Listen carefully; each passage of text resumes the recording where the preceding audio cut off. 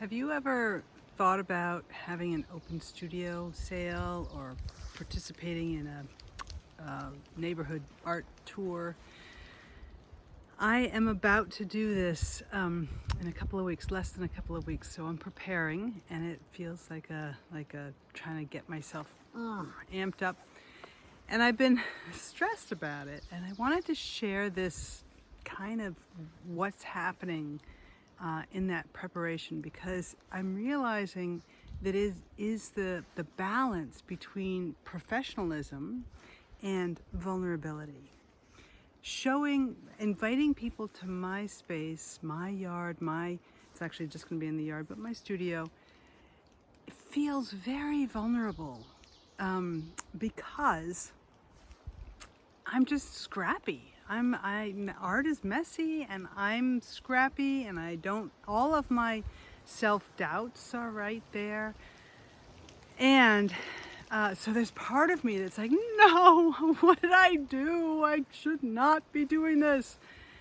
And there's the professionalism that's like, no, you shouldn't do this because you're scrappy. It's so there's the voice that says, you really need to be more professional. You can't present that part of yourself that is so vulnerable. So I'm playing with, is it okay? Is it not okay? And one of the things that is occurring to me in this is that as an artist, I am vulnerable. That's part of what I do. That's part of what I'm good at. I am willing to share that underbelly with people. And over COVID, I haven't had that opportunity. And so it feels like I've been even more protected. And so there's a way in which I'm not really, I don't have my audience. I haven't been able to be received in my art and in that vulnerability, and have it be a communication.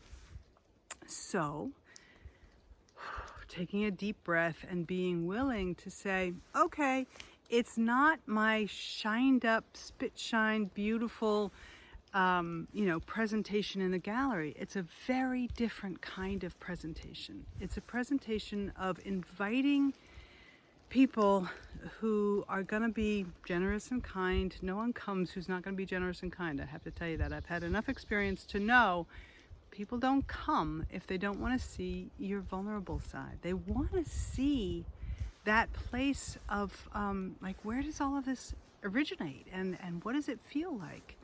They want to see your home. Not everybody does, and not everybody should, right?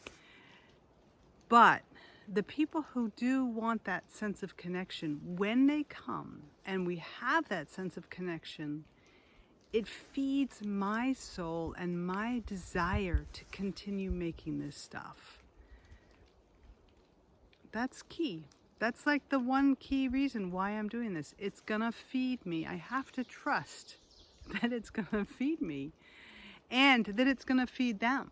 That there's something about seeing that vulnerable underbelly of the artist, of the creative, that gives you a sense as an audience of, oh wow, these are humans. This is not something outside of the human experience. It's really in the human experience. So I'm gonna bring up all my courage, and I'm gonna put out the thing to all the people I know and say, please come. I would love to see you, and it's vulnerable, and I'm doing it anyway. All right, Val Gilman, Taproot Arts and Insight. I hope this has been helpful to you.